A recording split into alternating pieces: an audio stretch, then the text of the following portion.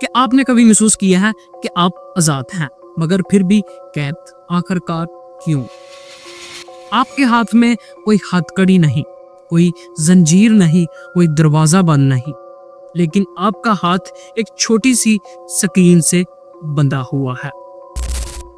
یہ جیل اینٹوں کی نہیں، یہ جیل لوہے کی نہیں، یہ جیل سکرین کی ہے۔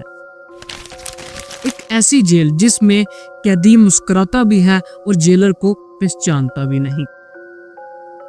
ایک نوجوان صبح اٹھتا ہے، دن کا آغاز سورج سے نہیں بلکہ نوٹیفیکیشن سے کرتا ہے۔ سب سے پہلے فون اور آخری چیز بھی فون۔ ہر نوجوان خود سے وعدہ کرتا ہے کہ 5 منٹ صرف موبائل دیکھوں گا، مگر 5 منٹ 50 منٹ بن جاتے ہیں اور 50 منٹ زندگی سے کٹ جاتے ہیں۔ ٹک ٹاک اسے ہنسی لیتا ہے، انسٹاگرام اسے حسد سکھاتا ہے، فیس بک اسے غصہ دیتا ہے اور یوٹیوب خاموشی سے اس کا وقت چرا لیتا ہے۔ ہم دوسروں کی کامیابی دیکھتے ہیں، دوسروں کی خوشیاں دیکھتے ہیں اور آہستہ آہستہ سے اپنی زندگی جینا بھول جاتے ہیں۔ سچ یہ ہے، یہ ایپس ہماری دشمن نہیں، دشمنی وہاں شروع ہوتی ہے جہاں حد ختم ہو جاتی ہے۔ جب ہم رک کر سوچ نہیں سکتے، جب خاموشی ہمیں ڈرانے لگے، جب اکیلے بیٹھنا بوجھ لگنے لگے، وہاں سمجھ لینا چاہیے کہیں نہ کہیں ہم خود سے بھاگ رہے ہیں، ہماری توجہ ختم ہو چکی ہے، نیند آ رہی ہے، سوچ بکھری ہوئی ہے اور خواب خاموشی سے دفن ہو رہے ہیں۔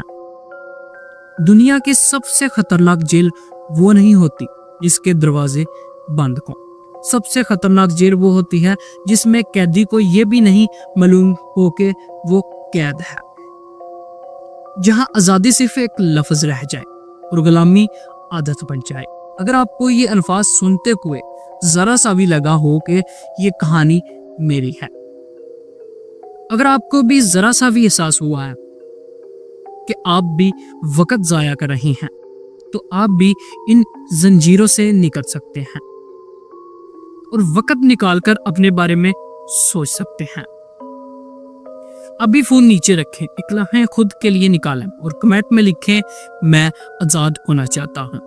اگر آپ نے ابھی تک ویڈیو کو لائک نہیں کیا تو ویڈیو کو لائک کر دیں، چینل کو لازمی سبسکرائب کیجئے گا اور بیل آئیکن پہ لازمی سیٹ کیجئے گا تاکہ ہر نیکسٹ آنے والی ویڈیو آپ کو نوٹیفیکیشن کے ذریعے مل سکے۔ ملتے ہیں نیکسٹ ویڈیو میں، تب تک کے لیے خدا حافظ۔